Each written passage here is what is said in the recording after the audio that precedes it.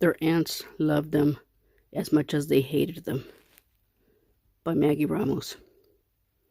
Far, far away, Lily can nearly hear the echo of a voice asking her to come back. Lily recalls how she had left the conference room in which they were practicing to become facilitators and co-facilitators in order to offer support groups for children in need.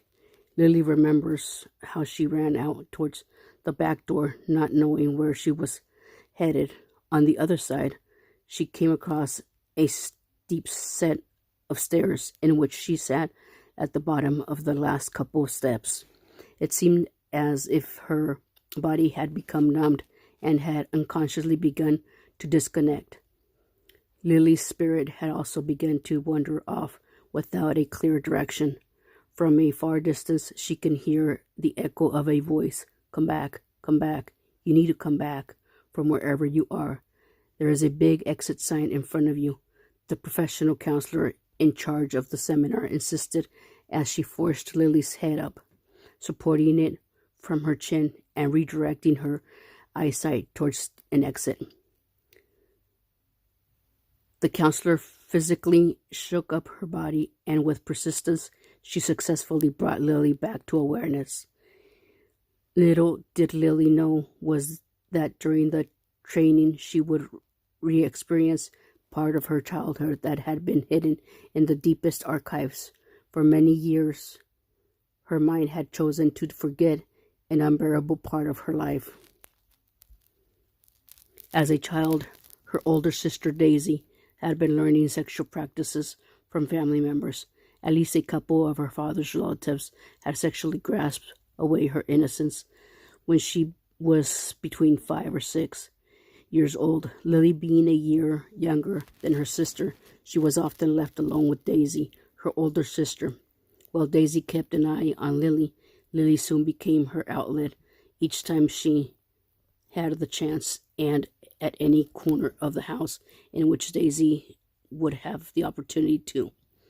Daisy began to sexually practice with her sister Lily like a rag doll, everything their aunts had been habitually doing to Daisy for a very long time. Growing up, their aunts always seemed to have Lily as their favorite niece, and they apparently loved and liked her more than they liked Daisy. Their aunts always claimed that Daisy had become Mommy's girl and Lily was Daddy's right hand, something that for odd reasons made them proud.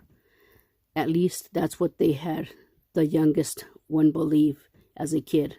They were their father's sisters, so being their favorite niece in a way that made Lily feel good during the training at the seminar. Lily's brain recalled everything it had chosen to block out for many years. From the day on, she understood why her and Daisy, her older sister, had never been able to get along. It was something her parents didn't understand either. Of course, they were not aware of the damage the damage their father sisters had caused. With time, Lily learned that professional counseling was a route for her to seek help from. After the awakening during her early 20s, Lily began taking therapy and still does. Now when she shares her story, she does not feel shameful anymore to say that therapy has been a big part of her healing process. Lily has been able to overcome part of the damage that hated and love have caused her. Lily realizes that she cannot say if the flashbacks will ever go away or if the triggers will ever stop, but she is certain that attending professional therapy sessions have assisted her to comprehend many things she hadn't before. Therapy has helped to bring her much closer to her immediate family members. Lily has learned to live, love, and respect in a healthier manner. She became more open about different topics, especially with her mother. Lily also learned that there's a fitted therapist out there for each one who is in need of help, even if it takes a few before you find the right one. And most important, it was has taught herself to forgive her sister Daisy and accept that not everything was her sister's fault. Her sister at the time was also just a kid being taken advantage of. As for Lily, she can share that internally she also learned to forgive herself for something that had never been her fault. She was able to let go of the guilt and shame she lived with her for at least the first 30 years of her life. Every day is a stepping stone that brings them closer of accepting and learning how to heal and leave this experience in the past. It is not brought back up to help others. It is not brought back if it's not to help others. If you are one of many out there experiencing abuse, I suggest you speak up and seek help. If you're afraid to share with your parents, like Lily was, find someone you can trust.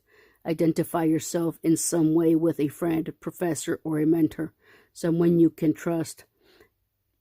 Lily understands it is hard to trust anybody after being taken advantage of, but once you find that person, everything in your life will begin to fall into place. Now Lily is grateful and appreciative of those around her that have helped her in many shapes and forms.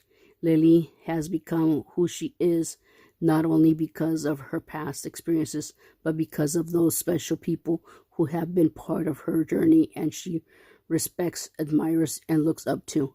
Lily expresses that now she is an aunt and loves her dear nephews to death, but not near as much as she would ever hate them.